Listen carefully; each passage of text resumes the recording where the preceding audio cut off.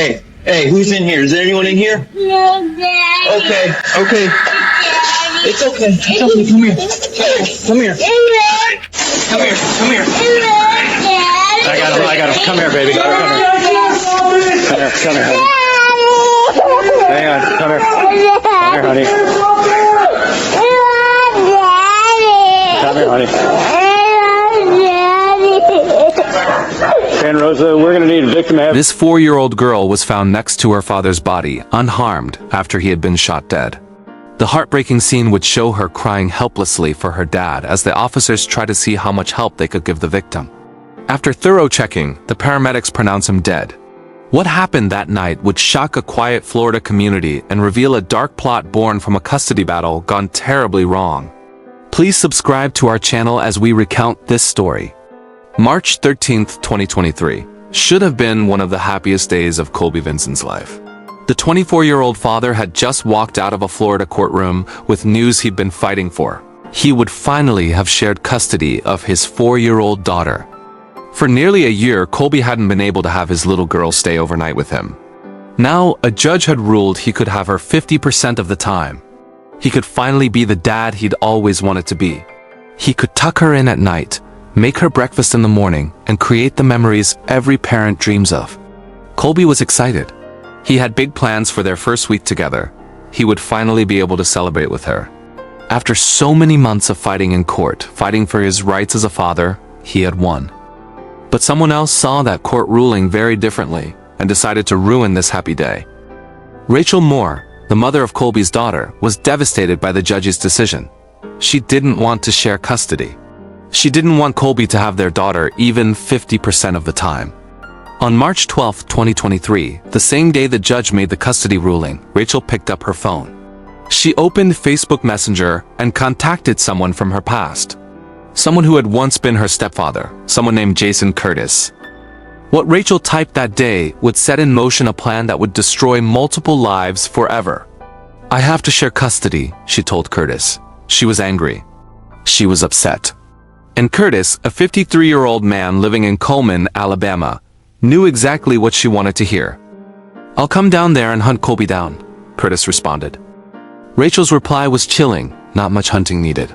I have an address." Then Curtis sent her a picture. It showed guns, knives, and even a sword. His message was simple: take your pick. For the next 6 days, Rachel and Curtis stayed in contact. They weren't just talking, they were planning a murder. Rachel gave Curtis everything he needed. She sent him Colby's home address. She described what Colby looked like. She told him what kind of car Colby drove. She even told him where Colby worked. Curtis, living 5 hours away in Alabama, prepared for the trip. He wrote everything down on a piece of paper. Colby's physical description, his vehicle description, his home address, his work address, everything was carefully noted. But Curtis needed money for gas to make the 5-hour drive from Alabama to Florida. Rachel promised to pay him $50 for gas money.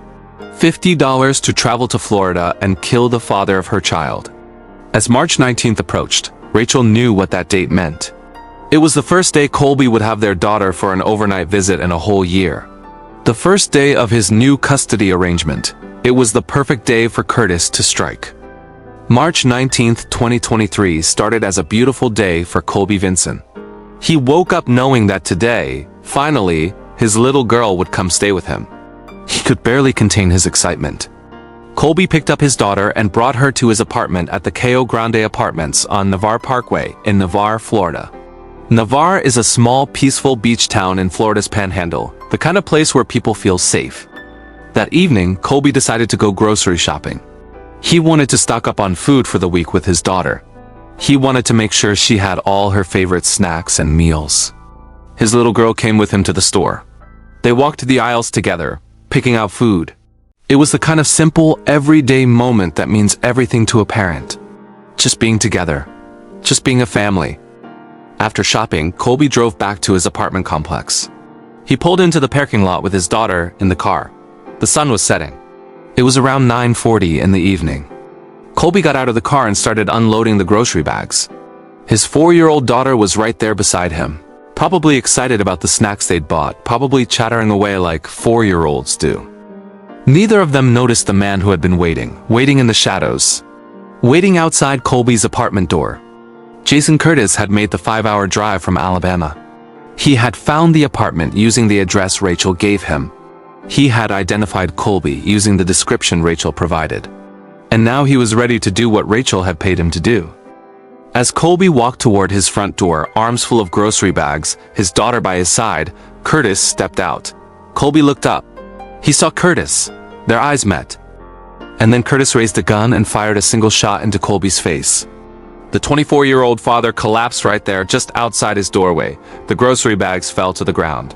And his 4-year-old daughter stood right there beside him, frozen in shock and horror. Curtis disappeared into the night, got into his car, and began the long drive back to Alabama.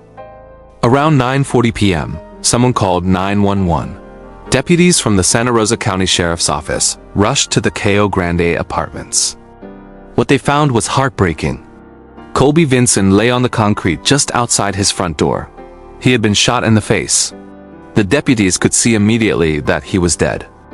And right there next to his body sat his 4-year-old daughter. She was alive. She was unharmed. But she had witnessed the unthinkable. She had watched someone shoot her daddy. The little girl was in shock, but she could talk. And even though she was only 4 years old, even though she had just experienced the most traumatic event of her young life, she was able to tell the deputies what she had seen. She had seen the man who shot her father. Santa Rosa County Sheriff Bob Johnson was furious when he learned what happened. At a press conference days later, he didn't hold back his anger. "What a human piece of trash," Sheriff Johnson said about the killer. "I mean, to shoot somebody with their 4-year-old child right there. I get up here over and over and tell you about how I'm shocked about how people treat other people, but this just goes beyond that. It's horrible." Deputies began investigating immediately. They learned about the custody battle. They learned that just 6 days earlier, Colby had been granted shared custody. They learned that March 19th was the first day in a year that Colby's daughter could stay overnight with him. They interviewed Rachel Moore, the mother of the child. And that's when the case started to crack open. During the interview, Rachel admitted something shocking. She told detectives about her conversations with Jason Curtis, her ex-stepfather. She admitted that when she told Curtis about losing the custody case, he had sent her pictures of weapons through Facebook Messenger. She said she had thanked him for making her feel better, but then Rachel did something that made her look even more guilty. She admitted that she had deleted her Facebook Messenger app. Why? Because, in her own words, it looked bad having this conversation with him.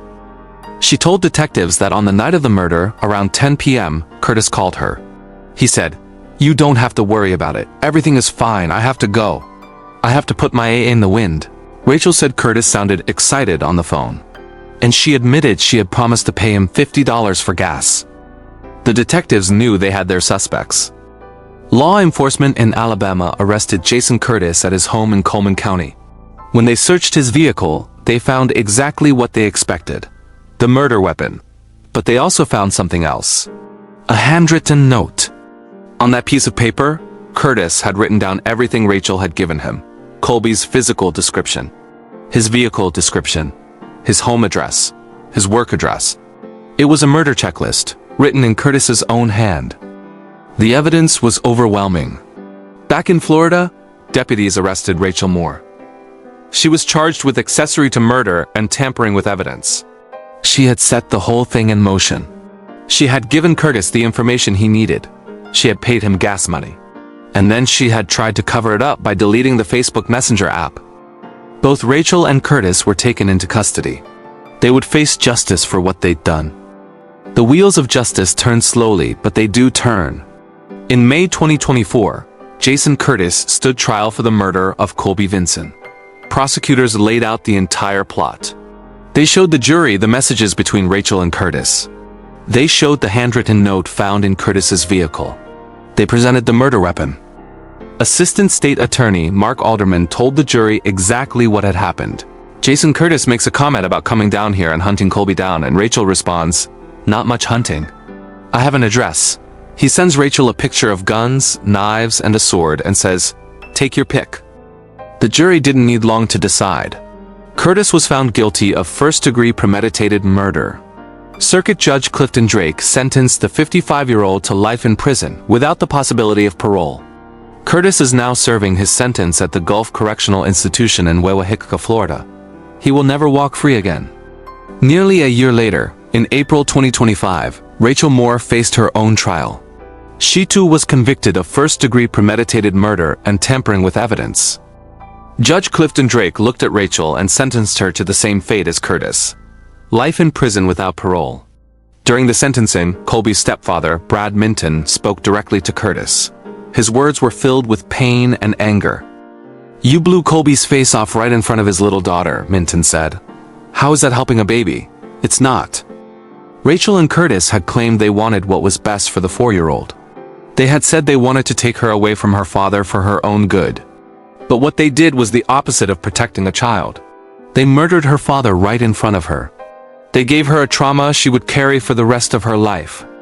The question everyone asks is, what happened to the 4-year-old girl who witnessed her father's murder? She was placed in the care of Colby's parents. The same people who raised Colby would now raise his daughter.